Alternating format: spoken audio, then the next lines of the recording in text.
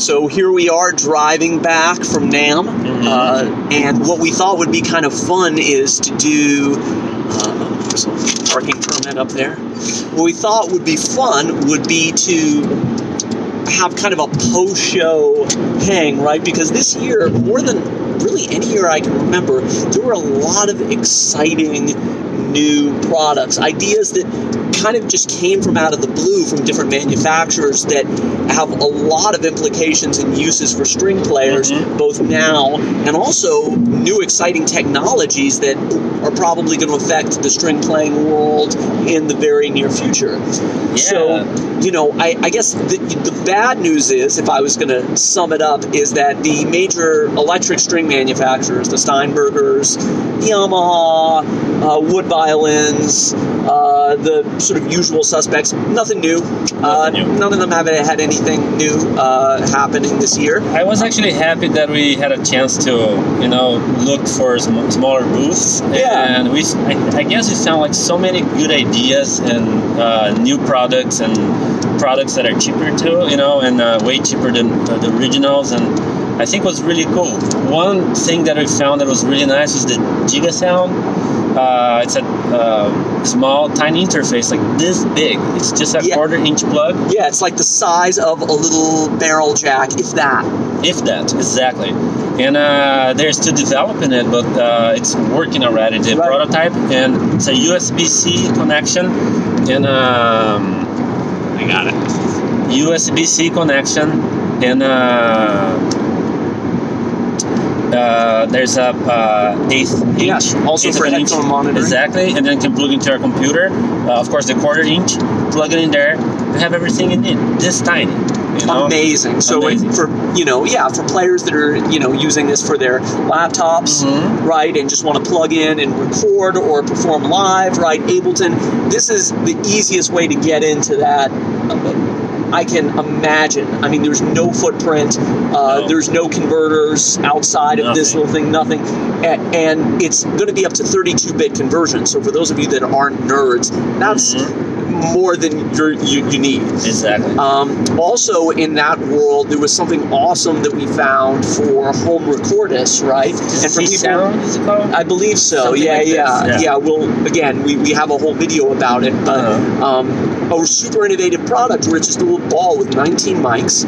Looks like the Death Star. Exactly, and you can just set it down, and without any converter, just plug it right into your computer and record your string quartet, your trio in the round, and you can even position the mics on the screen sort of to hear exactly where each member of the group is. And yeah, again, it's like no cables to deal with, no mics to set up, stands to deal with. It's just this one thing, and you can really get high quality sound and mics and mic everyone and work with it in post. So those were both amazingly cool products, just from a recording perspective, that are as useful and innovative and potentially game-changing for us string players as they are for everyone else. But just as musicians, those were things that we were excited to discover, that we got really excited about. Now, very, very cool. In the world of pickups, overall, Sean started messing with 3D printing and had some really cool, new clip-on pickup. Preamps as well inside the carpenter jack. Right, exactly. Jack. Yeah, those are really exciting. Also we found this one pickup that is not a piezo pickup. It's a capacitor pickup. Right. Yeah, and this is from MySci, right? The company that makes mini preamps that you can get for your Cremona and all of that. And those have been around for a while, but they make amazing products because they fit right into the barrel jack. They charge in no time and last forever. All right, sorry, folks, technical difficulties. But yeah, they've produced a new pickup. Right now, it's just for guitar. But you were talking about how innovative the concept is, Luis. Can you kind of talk a little bit more about that? I don't know how well is going to be the outcome of it, but usually a piezo pickup is a piece of crystal, actually, that also works as a capacitor. If you bother to go look. But it's a crystal. A capacitor can be like many different elements. It could be even like two different small pieces of metal, and you need a distance in between, and that charges. You can get like charge on it. You know, in this case, they use the capacitor not to charge, but like to sense the difference or the vibration. You know, and what they did, they get like a small miniature SMD capacitor and use as a pickup itself. I never saw that. That's like genius, you know. Really brilliant design, and the idea is that should eliminate a lot of the mechanical difficulties we have with piezo pickups, right? Just getting away from that quack that all of us know and hate. Yeah, that was really awesome, and I think it's something that hopefully could come into the string world, hopefully in the near future. I think they need a little bit more of development. For instance, this particular pickup was the only one that they actually had it printed in a factory. The others they made all themselves. Yeah. So this is like a new thing for them. So I think it's interesting to keep tuned, to see what they're gonna get for the future, you know?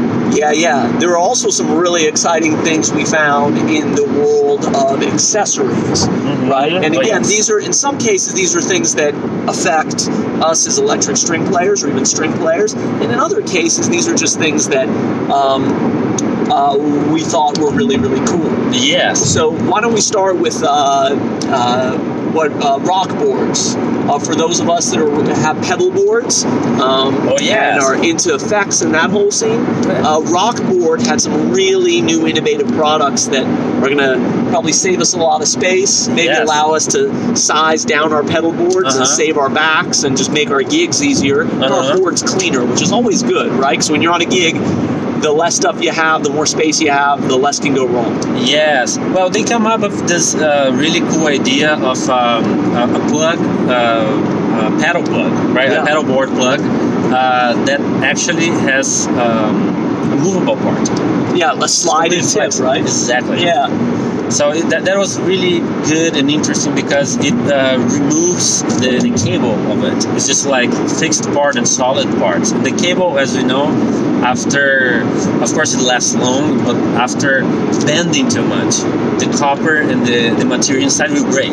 Right. Yeah. A lot of things can go wrong with cabling in terms of loss of signal, radio interference, all of these things, no matter how good your cabling is. And of course, it takes up space. Yeah, so taking away the wire of it actually helps. Or in the other case, they have a flat wire, which has better flexibility. Right. So it's much better as well. Yeah. I also love the Rock boards. They came up with this MIDI cable that is bendable and can go into different directions. So every pedal, no matter what company, whether it's Strymon, Source Audio, whatever you use, they're all a little bit different, and the MIDI is always placed a little differently. So when it comes to putting a pedal board together, it can be such a pain in the ass. And there are so few companies that make short MIDI cables, and even with those short MIDI cables, they all have different shapes. Some are straight on, some are right angled. This allows you to bend the tip, and again, if you want to learn more about this, you can check out the video. We're just doing highlights here, guerrilla style in the car, but you can check them out, and it's such a cool thing. As someone who's putting their new version of their board together right now, I'll make a video about that to show you guys when it's done. That's a huge game changer for me. You know, it just solves so many problems. So wanted to let you string playing pedal board enthusiasts, and I know a lot of you guys on this site are pedal board nuts and pedal nuts like we are. That's a cool thing to go and check out.